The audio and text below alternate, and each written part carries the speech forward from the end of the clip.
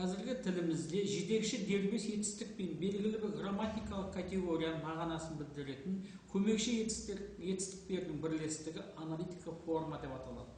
Аналитикалық формада негізгі етістіктен бұрын тұрады да, аналитикалық тіркестің негізгі мағынасына жетекшілік етеді.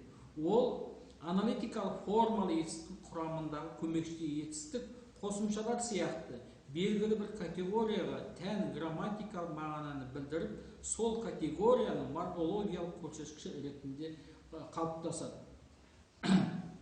Қазақ тілінде көмекші етістіктермен қатар аналитикалық форматтар да бар. Аналитикалық форматтар туралы алғашқы пікірлердің негізгісі бұл профессор Нұржамал Оралбаеваның 1974 жылы жарық көрген қазіргі қазақ тіліндегі аналитикалық форматтар деп аталатын еңбегі, монографиясы. Осы еңбектің негізінде қазіргі қазақ тілінде аналитикалық форматтар мен көмекші етістіктердің қызметі нақтыланған. Аналитикалық етістікті жасауда көмекші етістіктің қызметі ерекше. Себебі көмекші етістік болмаса, аналитикалық етістік те жасалмайды.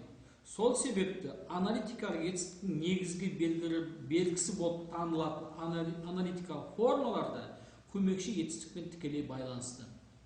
Жалпы тілімізде көмекші етістіктердің қызметтерін тани білу, олардың ерекшеліктерін, сипаттарын ажырата білу қазақ тілі грамматикасы аса бір қызықты, қиын да маңызды мәселесі.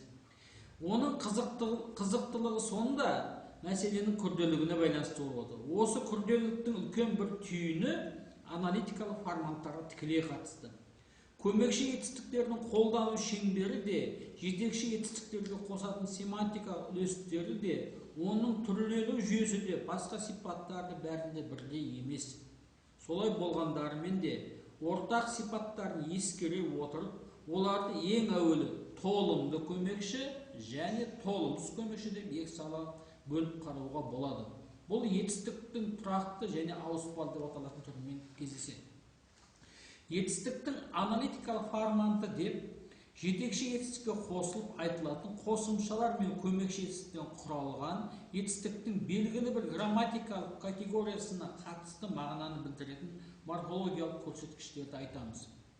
Тілімізде аналитикалық форматтар негізінде жетекші сөзге қосылған бір қосымша мен көмекші етістікпен жасалатын сөздер кездеседі. Аналитикалық форматтар тілімізде өте жиі қолданылады. Сондықтан да олар сан жағынан өте көп. Алайда олардың компоненттерінің орны мейлінше берік, құрамы тұрақты болады. Аналитикалық форматтардың компоненттерінің тұрақтылығына байланысты әрбір аналитикалық формат белгілі бір құрамында белгілі бір мағынаны білдіретін формат түрінде қалыптасады. Мысалы, бара алмады деп айтатын болсақ, осындағы А жұрнағы мен алма форматы субъектінің бару мүмкіндігі болмағанын білдіреді. Ал көре сал деген деп алатын болсақ, осындағы сал форматы қимыл іс-әрекеттің немқұрайлы жасалуын білдіреді.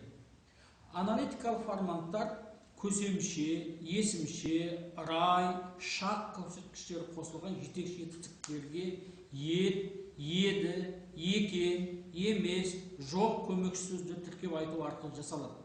Мысалы, барып еді, көрген екен, болар емес, білген жоқ дегендердегі пық, еді, ген, екен, ар жұрнағы емес көмекші сөзі, еген, жоқ деген сияқтылардың осындай үлгілерін айтуға болады. Сонымен бірге форматтар етістіктің қандай грамматикалық категориясын қосымшасы арқылы жасалса да, сол категорияға қатысты болады. Қазақ тілінде аналитикалық форматтар жасауға көсемшенің П, А, Е, И жұрнақтары белсенді қатысады. Бұл жұрнақтар арқылы қазақ тіліміздегі алып бар, алып бер сияқты көптеген формалар жасалған. Есімшелер де осы арқылы жасалған аналитикалық форматтар қан, ар, атын, ушы жұрнақтары мен сол сияқты форматтар түрінде жұмсалады. Қазақ тілінде етістіктің грамматикалық категориялары ерекше орын алады. Себебі етістіктің грамматикалық категориялары басқа сөз таптарына қарағанда ерекше болып келеді. Оның өзіндік себептері бар. Ең алдымен етістіктің жалпы лексикалық семантикалық сипаты мен морфологиялық құрылысы жағынан жоғарыда айтылған мәліметтер олардың формаларының жүйесіне тән өзінің сипаттарын түгел ашып бере алмайды. Алайда оларды анықтауға, саралауға қажетті негіз, таяныш материал бола алады. Ал етістік формалардың жүйесін айқындау үшін сол жүйеге енетін формалардың негізгі грамматикалық сыр-сипатын ашып алу қажет. Себебі ол жүйе етістіктің арнаулы формаларынан құралады. Яғни ол формалардың ерекшеліктері